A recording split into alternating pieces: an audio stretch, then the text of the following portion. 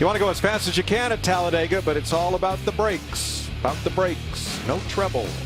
In other words, even after your qualifying run, the drivers are warned, both on the dash and over the radio, don't touch the brakes. So we see drivers weaving down the backstretch, crawling to pit road, doing everything they can. They're racing. This is not slow motion. They're racing to the line. These two tortoises are coming back to pit road, trying not to touch the brake pedal, because Larry McReynolds explains. Yeah, we know when the driver's out there on his lap, he's never going to touch the pedal, but he may touch the pedal when he gets in the car.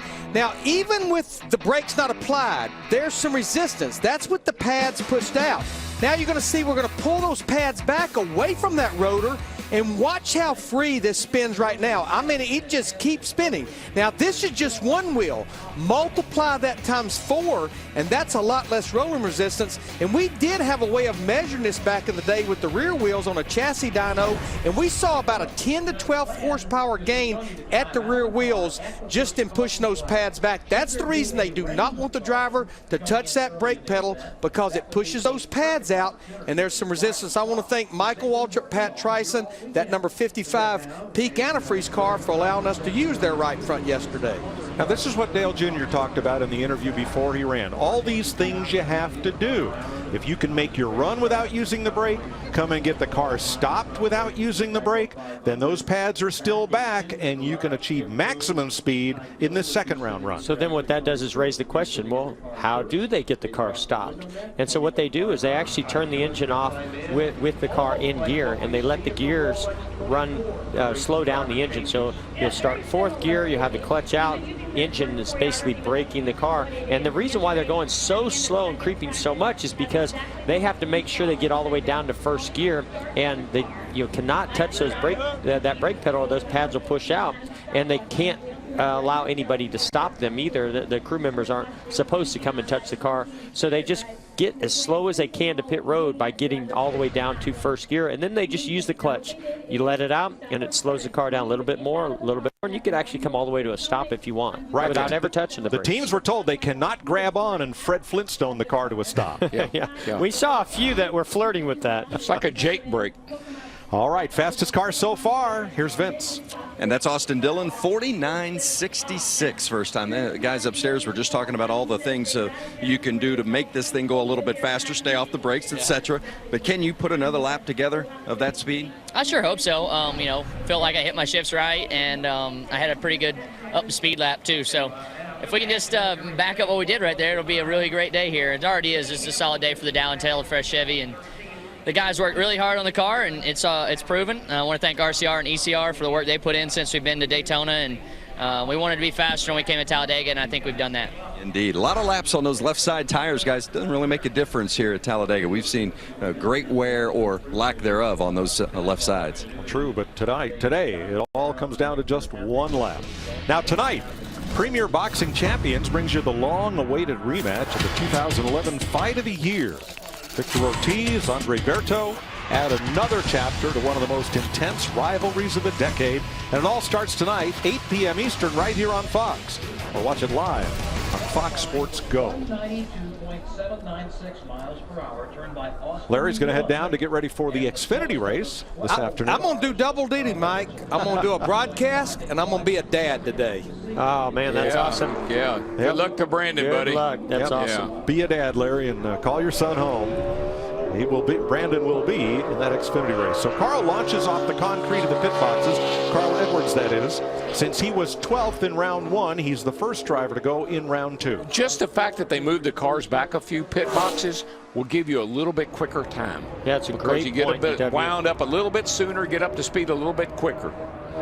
Yeah, and I thought Larry brought up something earlier in that first round, talking about tape, and so I'm really anxious to see if if that's going to play out here. Did some leave a little bit of tape off in that first round?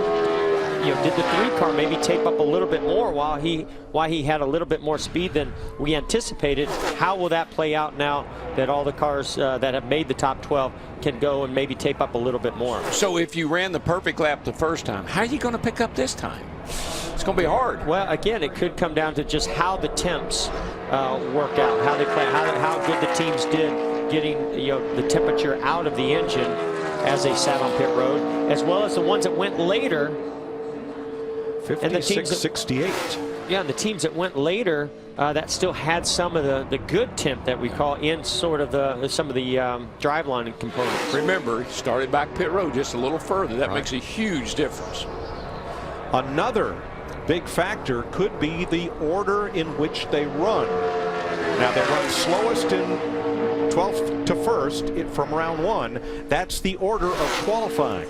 The amount that each car has sat on pit road. Jimmy Johnson the longest, then Dale Earnhardt Jr., who were very early in the round 1 order. That also could play a factor, as those cars had more time to cool down. Pretty good lap here, and watch that tack. Watch the RPM. You want that thing to stay solid all the way around the track, not up or down. 49.92. It's right in there with what he ran in the first go-round, I think. That was a 98. Yeah, 98. So he picked up a skosh, and part of that's from starting a little further back on pit road. Matt? Mike, no matter where he starts today, it'll be a career best start at Talladega for Ricky Stenhouse Jr. Not to put any extra pressure on you, but it was almost a UFC fight Talladega style in the booth, picking who the announcers think would win the poll. Mike Joy picked you. Hey, thanks, Mike. Man, my fifth third guys, they brought a fast race car down. We had a fast race car at Daytona and qualified fifth in the single car qualifying. So they massaged on it some more and tried to make this fifth third Ford just a little bit better this weekend. And they brought a fast car. Doug built some really good horsepower under the hood. So hopefully we can pick up a little bit. We were close to second there. We needed to pick up a little bit on the 3 car, but. We picked up a little bit in the second round at Daytona, so hopefully we can pick up that little bit that we need.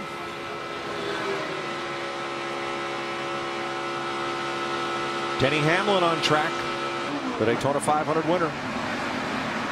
49.88. Cover your brakes here.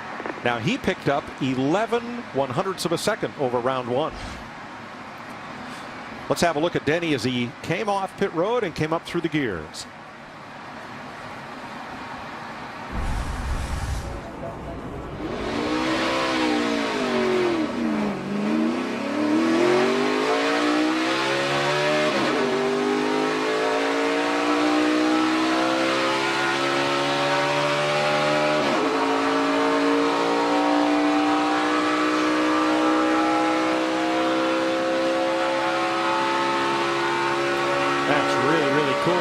Engine rev up like that. A lot of power in these race cars. Love how quick he's able to get through those gears. You can hear how much he slipped the clutch to get off pit road. And I thought he did a really nice job. We didn't hear much wheel spin at all. Yeah, you know you've got a good race car when you know how quickly you get it into high gear. You go up through the gears, third gear, you get up to the RPM you want, and you get into high gear. And you know if it's good or not when you get into high gear a lot sooner than you think you need to. Oh, yeah, that's a great Oh, baby, and that thing starts pulling. Martin Truex third at a 49.98. He is within 100th of a second of his first round time. Yeah, this is right in the range of what I would think these guys could run. And here's Jimmy Johnson. He was the third of 41 drivers on track in round 1. Was 9th fastest there with a 49.91.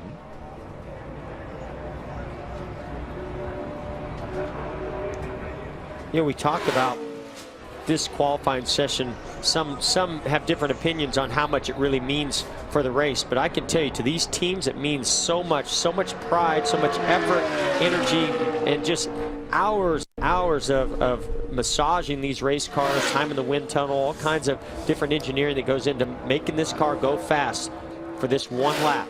Or today, 2 laps. Yeah, well, it gets the team involved, you know, and that's the one thing I like about single car runs. You get to see who built the best car, who's got the most horsepower. Right on it. Green light, lower right of your screen. Close. Did it. 49.84. Nice little pickup from 4 100ths quicker than Denny Hamlin. And 7 100ths quicker than his first round time. Vince? his second restrictor plate race. Chase Elliott, his first one, he was on pole at the Daytona 500. Can you make it 2 for 2 here in this second race? I'm gonna have to ask these guys. They've been working really hard on this car. This is our same car we ran at Daytona. Unfortunately, I tore it up on Sunday, so hopefully we can get our Napa Chevy a good qualifying effort out there. Put it back together just as good, hopefully, if not better than what we had at Daytona. So I got confidence in them, but this is on them. That's always a little more entertaining. Well, and that's interesting. We documented Amelia coming back and the work that needed to be done in his car, but it sounds to me like a lot of work went into that 24 car to bring it back here after they had damage from the Daytona wreck as well. Paul Menard for Richard Childress Racing. The Wisconsin driver started second here 2 years ago. Yeah, I think both those teams, the 24 and the 88, I think they got caught out at Daytona. Both those cars spun off turn 4. And you mentioned yesterday, I thought that was probably the reason why Dale Jr. practiced as much as he did. Be sure that car's not going to do that again. Yeah, no, I agree. I think it did catch him out. Fourth for Menard, 49.924, 2 1,000ths slower than Carl Edwards, and just 2 100ths off of his first round time. White flag. So here's Dale Earnhardt Jr. on his money lap. He was the 10th of 41 drivers to qualify in round 1. Let's see if that cool-off period has benefited him. And 88, you're clear for takeoff. Run in. Boy, you know, anytime an Earnhardt does something special in Talladega, I mean, I heard Junior even say it in one of the promos. This is Earnhardt country. Oh, yeah. The fans go crazy for him here. If he gets this thing on the pole right here, they're going to go nuts today. There's the big number right there, and it's growing. Keep it going. That's the difference between he and teammate Jimmy Johnson. Numbers getting bigger. Oop. Leveled off. Checker flag. Money in the bank. 49.79 for There they go. And the crowd goes wild. 49.79. T1 right now. Make sure your brakes are where they need to be. 6/100ths faster than round 1. You know what he's saying right there? Take that, Jeff Gordon. Oh, man. That just turned on to me. No one but Hendrick Motorsports has won a pole at Daytona or Talladega since 2014.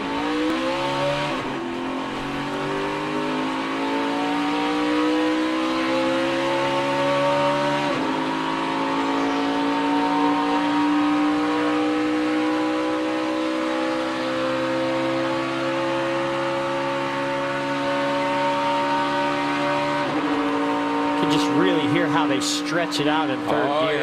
Yeah. I always like to get to fourth gear right as I'm rolling down that banking off of turn 2. Give me maybe a little bit more momentum down the back straightaway. Every little bit helps.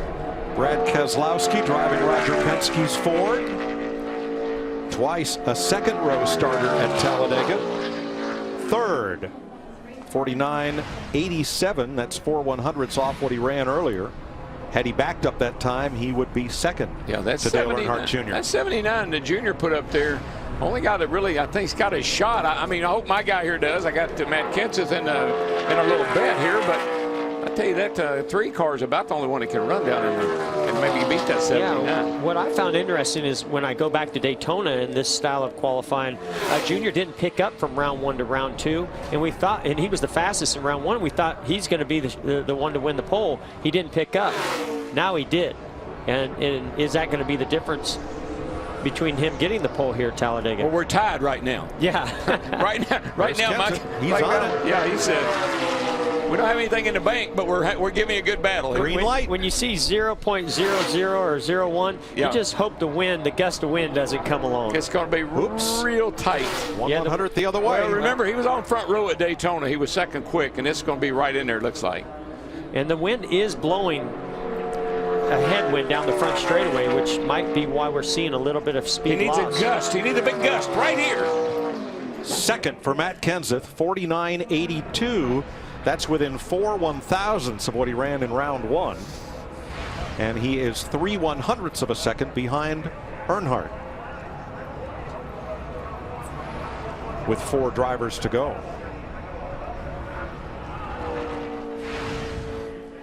This could be a guy that surprises all of us. This little team, I tell you, he and Keith Rodden, Casey Kane, Keith Rodden, they've been getting it together the last 2 or 3 weeks. And I think a year ago, this 5 car was on the front row. It was for both races, outside pole, both Talladega races. And in his first year driving for Rick Hendrick, 2012, he won the pole for the July race, for the fall race rather.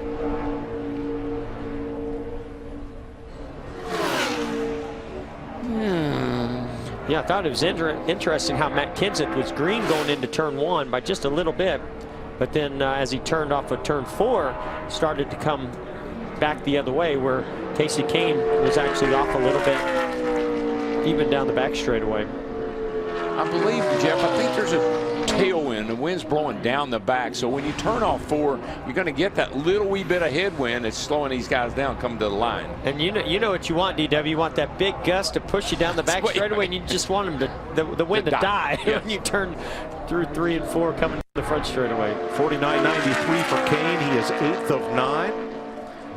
From Olive Branch, Mississippi, Ricky Stenhouse. Pretty strong win right there, guys. 3 drivers to go. Stenhouse in a Ford, and then Elliott and Dillon in Chevrolets. Right now, Chevy has the pole with Earnhardt. Toyota the outside pole with Kenseth. And Stenhouse is close. He's 3/100ths off the top spot. Well, heck, DW, now I'm confused looking at those flags. Now I'm not so sure it's not blowing the other direction. Yeah, it's hard. I don't have a flag to get a real good indication off of. I think it's just push down the back and a little head down the front. That's what I think. That number in the lower right is growing, which would indicate the headwind down the front straightaway. 6/7/100ths on the nose of Ricky Stenhouse's Roush Fenway Ford, and he is 4th, 49.85.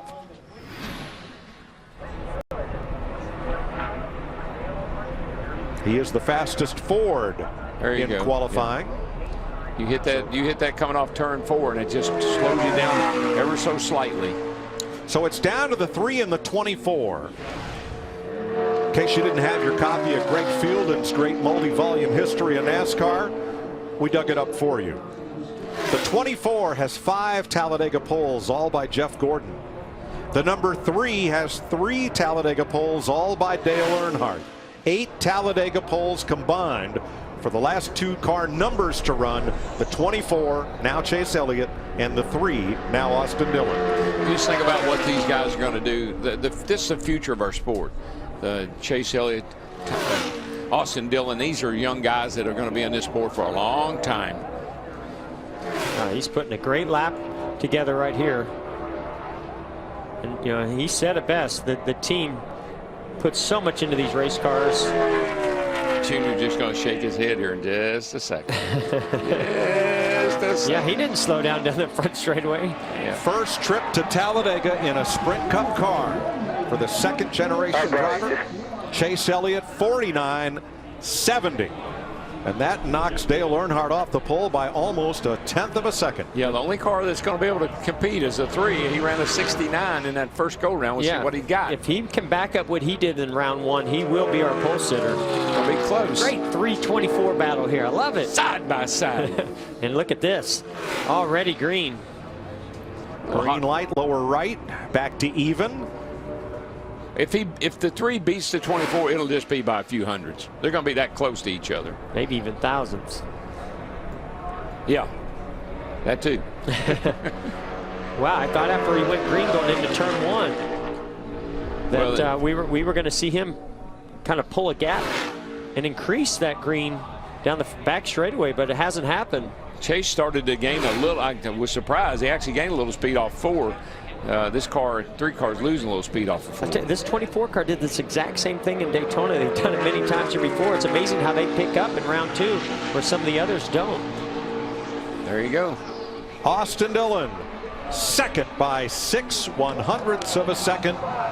Chase Elliott has won the pole for the GEICO 500. You can use the brakes now, Chase. Right. I still can't. I think about Daytona when the 24 car won the pole at Daytona. And Jeff was up there with us. Yep. He looked over me almost with a tear in his eyes. Well, I guess it wasn't the driver. The difference, Austin Dillon lost 1/10 of a second from round 1 to 2. Chase Elliott picked up 6/100ths of a second from round 1 to round 2.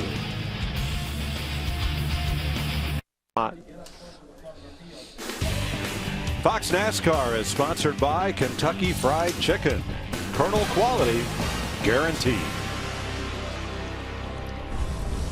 Chase Elliott, rookie driver in his first trip to Talladega in a Sprint Cup car, has won the pole. He's the 39th driver to win a pole at the world's fastest speedway.